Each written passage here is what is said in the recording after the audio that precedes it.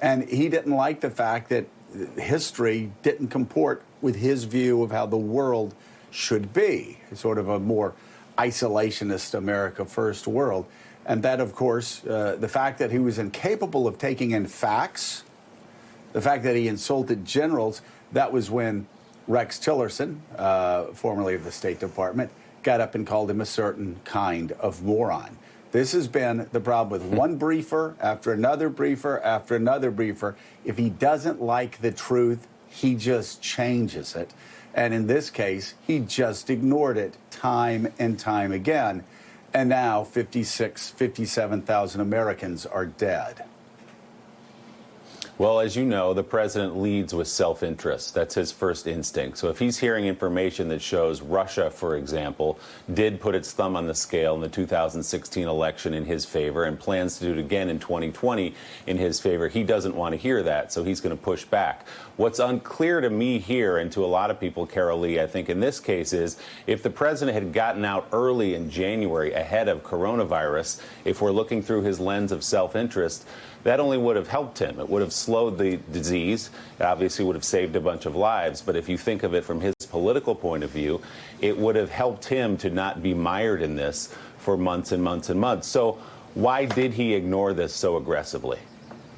Well, we don't know exactly, Willie, but I've talked to people who are close to the president, advisors of the president, who've said that, you know, there are times when the president just doesn't want something to be as it is and will either just not pay attention to it or try to dismiss it. And if you look at what he was saying at this time about China, for instance, you know, he has a very specific agenda with China. He's trying to accomplish certain policies with China. He's said that he has a great relationship with President Xi.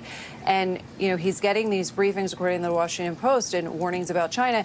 And at the same time, he's praising China's response to this. And so there is this belief among people who work for the president that at times, if he's presented with something, for instance, now we're looking at the economy. The economy is not going to be doing well in the coming weeks and months, and he's almost trying to will it not to be that way. We've seen that with his handling of coronavirus, and there's potentially some reason that could potentially have played into what he was thinking at the time while he's getting these briefings. But, you know, I would also add that the fact that he was learning this information then and he was saying what he was saying at the time about China really undermines his effort now to try to put the blame on China. If he knew back then that China was not being forthcoming about all this, he heard him say yesterday they're going to investigate they're investigating everything that China knew and when and what they withheld.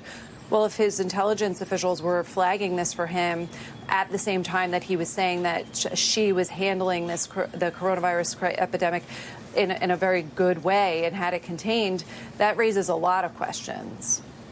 It certainly does. Carol Lee, thank you so much. And of course, when you talk about China, whatever Donald Trump says moving forward about China, you will always go back to what he said on January the 24th when China was not cooperating with Donald Trump's own administration on sharing data, on sharing samples, on helping us prepare for this. Donald Trump on January the 24th tweeted that China was doing a great job handling this virus. He thanked President Xi for his transparency and thanked President Xi on behalf of the American people. Truly baffling, and he continued to do that in the coming months in between days when he decided, well, today I'm going to try to attack China. But then he'd always revert back to his praise for him. And Willie, it's interesting, you had Carol talking about how he tried to just wish things away in January. He tried to wish away the coronavirus, saying, oh, it's only one person, it's going to go away. In February, he said it was going to magically disappear in April. When it got warmer, it was going to disappear. At the end of February, this was a month, of course, after Joe Biden was warning that the pandemic was going to be bad and Americans should prepare for it, and Donald Trump hadn't prepared for it. A month after Joe Biden's warning, in late February, Donald Trump was telling crowds, you know what, it's only 11 people, it's only 15 people, soon it's going to be down to 0, it's going to disappear. In March, he was still comparing it to the flu.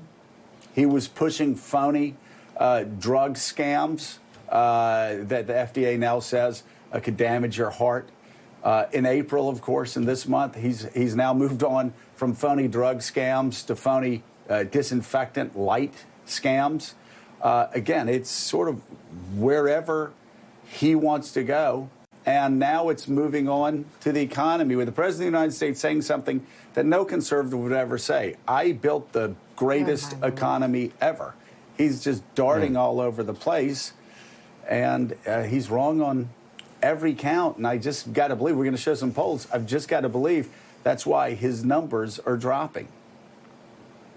Yeah, the numbers are dropping against Joe Biden, but also in terms of how the country trusts what he says or believes what he says. We'll get into that in just a minute. But I think you're absolutely right, Joe. He cannot plead ignorance in all this. He has said time and again, nobody could have seen this coming. Nobody knew. Well, we've known that isn't true based on reporting, but now we know because of the Washington Post new reporting of the president's daily briefings through January and February that he knew very explicitly how bad it was. He knew very explicitly, as he praised President Xi, that China was suppressing information. And everybody should read this Washington Post story, because coronavirus was not a footnote in the PDB. It was at the core of what the intelligence community was very worried about. And even knowing that, hearing that a dozen times, the president still went out and downplayed after he put in that travel restriction to China. He spent a month and a half downplaying how serious this was going to be. Still ahead on Morning Joe, we're going to show By the way. Yes. Well, I'm just saying, there wasn't just a political impact to that. Right. There was a public health care impact to that. People went out because they believed the president. People didn't socially distance. For sure. There are still polls that show even now supporters of Donald Trump are less likely to social distance. Supporters of Donald Trump are less likely to understand how serious this pandemic is. His words have had a negative impact on the public health of Americans. So this is not just a political matter. This is a public health matter, and he's responsible for it. And we ask again on this day that he starts telling Americans the truth.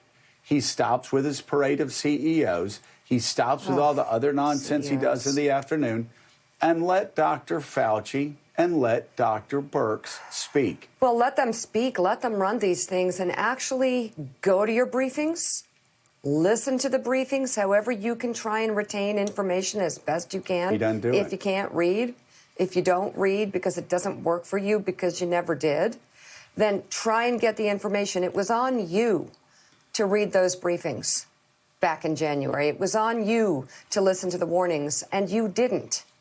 And that's why we're here. By the way, we need you to listen to the warnings now. We need you to listen to the briefings now. Forget your briefings. We need you to listen to the doctors now. Because guess what? It's probably, if history's any guide, Mr. President, I know you said it's going to magically go away in the fall, may not even come back in the fall, probably won't even come back in the fall, just like you lied in January and February to people and said this was going to magically go away in April.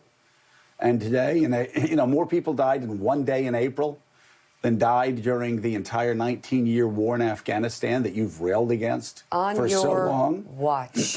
Happened on your watch. We're asking you now, as we've been asking you for quite some time, please prepare for the fall, all right?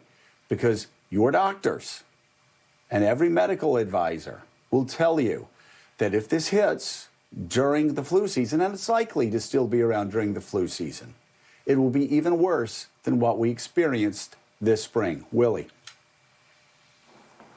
And I think it's important to point out the false choice that's being put out. If people will say, well, what did you want the president to do when he heard these president's daily briefs? Do you want him to shut down the economy? No. What the intelligence community and what public health experts were telling him at the time and what they wanted him to do was to start what John Meacham just described, which is a Marshall Plan for testing the country, for getting personal protective equipment into hospitals and ventilators into hospitals, for preparing the country, not shutting down the entire country at that point, but taking the threat seriously and getting the country ready so then you didn't spend the month of March chasing what you didn't do in January and February. All right, still ahead.